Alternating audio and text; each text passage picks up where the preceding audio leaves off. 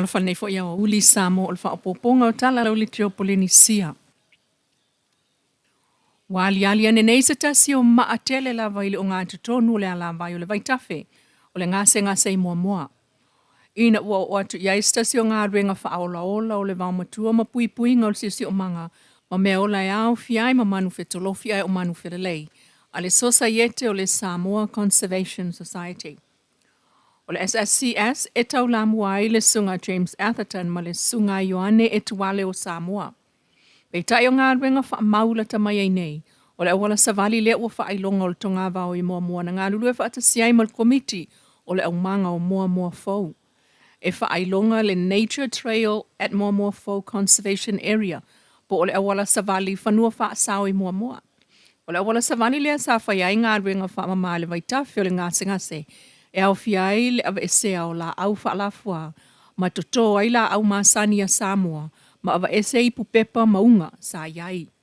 O le awala lava lea, e tau watu i le vaitafe ma le maa tele lea o lo ta oto ai lea la vai, sa wha au ngā e whai ma fuanga, e wha amata ai mea whai ngā ruenga ma mea tau ngā osi mai maa o aso ana mua Samoa. O vea ai le te talanga o le awala sa vali fau lea i le tonga vao i mua fau, ua mawai le foanga o le aavea o se tasi o mataanga ai o se mitanga o Samoa ia nanga i whanua mai ana mua. Ai o le maa makua, one of the oldest maa le temi o le foundation o Kako Island. E isi maa wape ngai e ka ape solo ni Samoa, e maa sare mua, e maa si umu. Le whangamako maware si maa potentially it's another fuanga i whewhorengo le mea, le waide i Wasingango. Mako sa vali ai o Yalawa, mako sa vali ai about 3 weeks ago. Mako mo e whare si maa e ngā le are e whoringa mai e po iao se fuanga, e se woionga se. Le sunga a Ioane e tuale, o le Samoa Conservation Society. Mai ua avea ai fo i lea o ngā ele ma whanua whaasau, e au fiai ma au vai o ngase. O le bloketi lea o whaatupe le Union Europa, i le ngā ruenga whai whaatasi ma le Samoa Conservation Society, Samoa, Recycling and Waste Management, ma le Samoa Women's Association of Growers. Ma whapena na langolango ma iai le Live and Learn Environmental Education i New Zealand ma Australia. I tala tulilo le fono whaaltau sanga le whakasa ka le sia whaapotonga Kirisiano Samoa i Malua. O whaamawina i nei leisi whaaupoponga wana whaiwhi au Samoa to asfuluono. I le umane o le lato whaauunga whaapito le stona i sulfitu o me. O le sunga le whaiwhi au toi ina le aso tupa i o ngā utawai o le pulenga palau li malimtanga ruenga whaasale le anga. Le ana ta ita ia le sauninga e whaapa i ai to whingo whaiwhi au Samoa.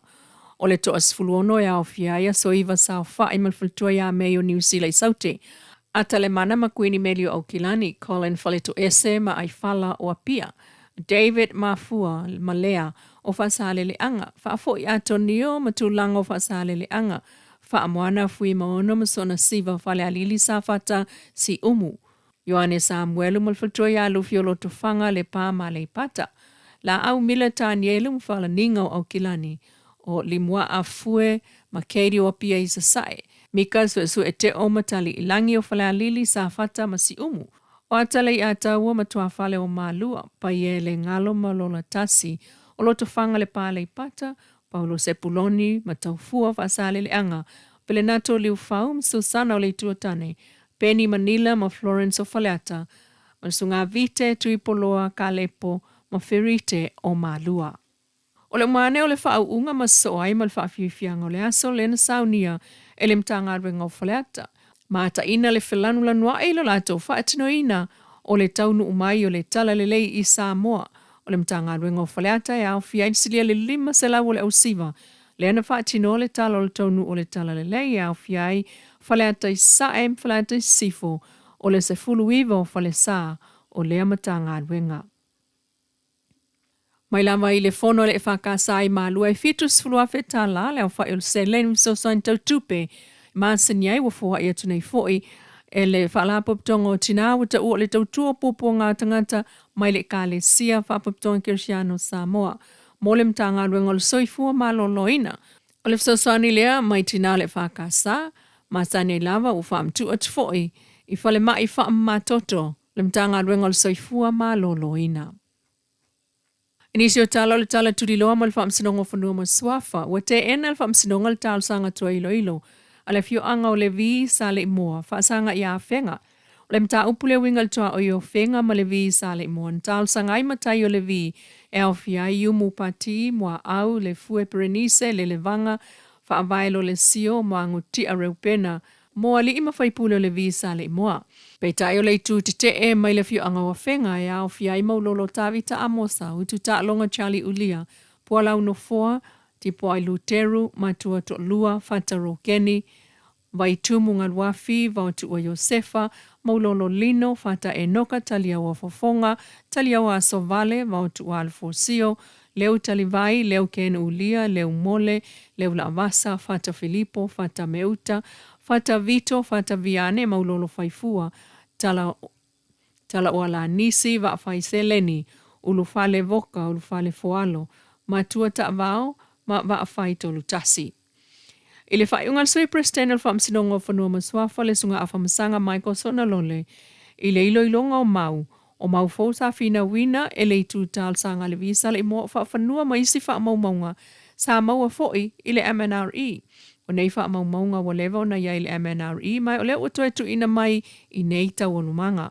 O le tele o fa maunga sa tu ina mai neita o lumanga o fa maunga foi sa ilumo to lumanga le fam sinonga mua lu o lu tolu. O le isi tu silingia fa pe o ni mau fau pe fa mata o no sui ai fa unga. O le mai tau le vaenga leo le fai unga o le apilia se te mata sivon tolu wa mau salim fa tu mawina. Ai mai se ai, ele i toi apilia le fai unga o me ta sivon tolu e tu te ele visa le mua. Le sa ta ita i ai sa pa usae ma isi, ma le tu te e sa veali i oane. Ele aini mau fau wa tu ina mai i neita o manga. E ui le tele o wha maumonga o folsia mai e le visa le moa, o le wha amsinonga e mulmultai wha i unga o mausali.